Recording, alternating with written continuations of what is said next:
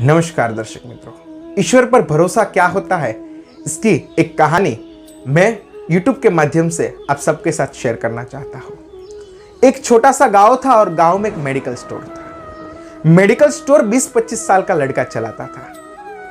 लड़का जी जान से अपने मेडिकल स्टोर में मेहनत करता था, हर एक दवाई रखता था और हर एक दवाई की जानकारी भी रखता था ताकि गांव में किसी को तकलीफ न हो। वो ग्राहक को अपना भगवान समझता था, इसलिए उसे कोई भी चीज की तकलीफ ना हो इसकी पूरी जानकारी रखता था। लेकिन वो लड़का भगवान पर विश्वास नहीं करता था, एकदम नास्तिक कहो तो नास्तिक था।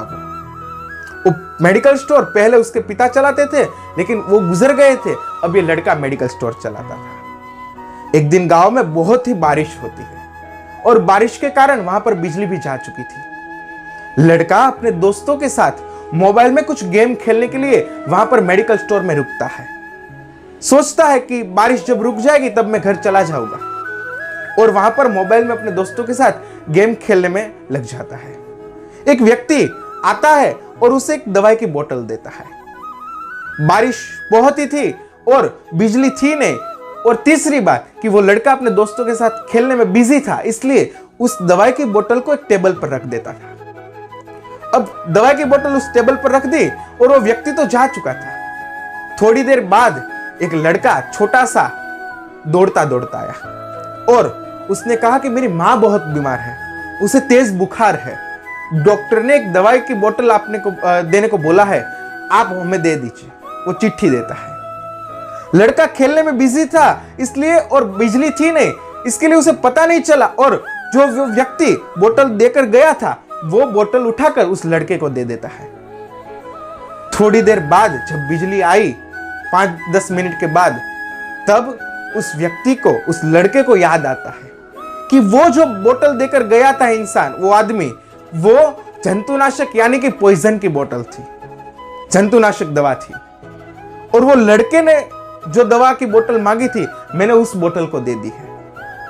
इसलिए उसकी मां बहुत ही बीमार है और वो गरीब है, उसे तो पता भी नहीं चलेगा कि मेरी दवाई खाने के कारण उसकी मां की मौत हो गई है। लड़का बहुत सोचने को मजबूर हो जाता है और रड़ने लगता है। तब जाकर के मेडिकल स्टोर में वो नजर करता है तो उसे सामने रखी एक भगवान श्री कृष्ण की मूर्ति दिखती है। उसके पापा ने बोला था, बेटा तू भले ही नास्तिक है, लेकिन जब भी किसी मुसीबत में हो तो इस मूर्ति के सामने खड़े होकर रो लेना, सब कुछ सही हो जाएगा।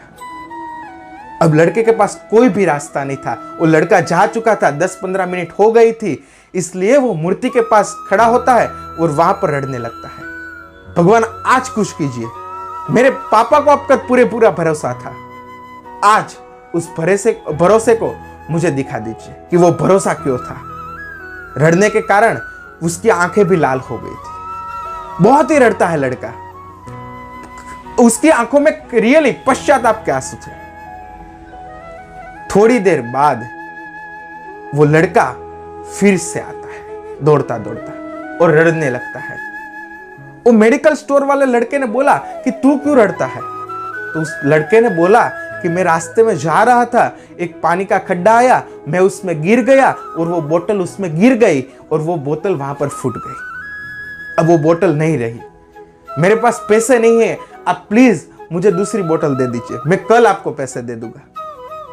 तब उस लड़के की आंख में फिर से आंसू आए, लेकिन वो खुशी के थे, वो अब श्रद्धा के आंसू थे, और वो लड़का फिर से रड़ने लगा और उसे बोतल भी दे दी और उस लड़के को कहा कि अब तेरी माँ के लिए जो भी दवाई की जरूरत हो वो मेरे ऊपर से ले जा, मेरे मेडिकल स्टोर पर से ले जाना, मैं बिल्कुल फ्री में दूंगा। तो ये होता है भरोसा।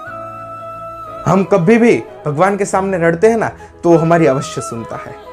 उद्धव गीता का एक बहुत ही अच्छा सा प्रसंग है। भगवान श्री कृष्ण को उद्धव जी पूछते हैं कि जब द्रौपदी का चिरहरण वस्त्राहरण हुआ तब तुम वहां पर क्यों गए? पहले नहीं जा सकते थे? तुम्हें क्या नहीं पता था सब कुछ? भगवान ने बहुत ही अच्छी बात की कि वो मुझे बुलाए तब मैं जाऊं ना, मैं तो बाहर ही खड़ा था, मैं तो राह देखकर ही खड़ा था कि कब वो मुझे बुलाए और मैं जाऊं। हम अक्सर ऐसा करते हैं कि हम सब कुछ अपने तरीके से करना चाहते हैं, लेकिन ऐसा नहीं होता है। हम कोई खराब काम करते हैं तो भगवान को आगे नहीं करते हैं, लेकिन कोई अच्छा काम करते हैं तो हम कहते हैं कि भगवान सब कुछ देख रहा है। अरे भाई वैसे भी तुम कोई बुरा काम करो तो भी भगवान देख रहा है, लेकिन वो हम भूल जाते हैं।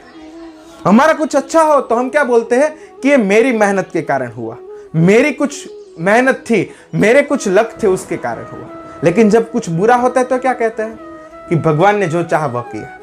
ऐसा नहीं होता है। हम अच्छा करें तो भी भगवान पर छोड़ दो, और बुरा हो हमारे साथ तो भी भगवान पर छोड़ दो। तो इससे जीवन में बहुत ही प्रेरणा मिलेगी और जीवन में नई राह मिलेगी, एक नया उमंग मिलेगी। तो ऐसी बातों के साथ फिर मिलेंगे, तब तक के लिए अक्षय मिठानी का जय हिंद, जय भारत।